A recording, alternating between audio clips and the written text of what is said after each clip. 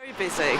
Obviously, because we've come into government, we've got a lot of priorities, a lot of things to fix, and we want to hit the ground running. So that's led to a very busy legislative timetable.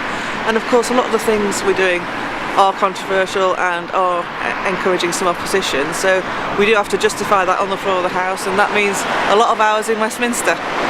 And anybody who picks up emails from things like they work for you, so you're getting up a lot of times on the floor of the House. Is that deliberate?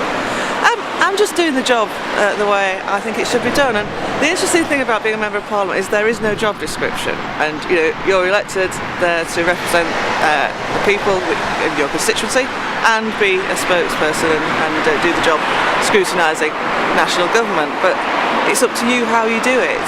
And I do it by questions as much as possible, by picking up the areas that I'm particularly interested in some detail. So you probably see a lot more intense activity on some aspects and less on others, but that's the way I choose to do it.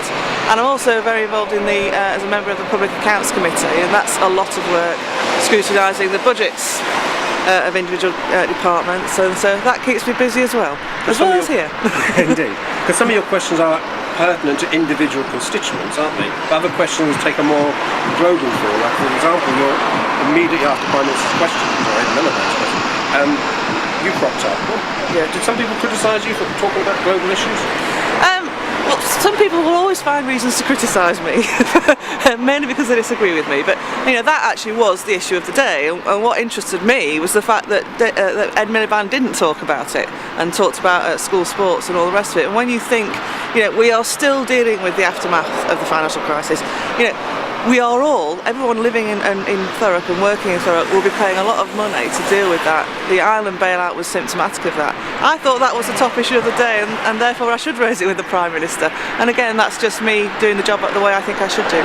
Speaking of Thurrock people paying a lot of money, a lot of Thurrock students thinking about going to university, because of how you voted, are now going to have to pay a lot more money. How do you justify that for Thurrock students? Well, equally, we've also introduced a £150 million fund to allow people with lower incomes not to pay at all, and that will benefit 18,000 students.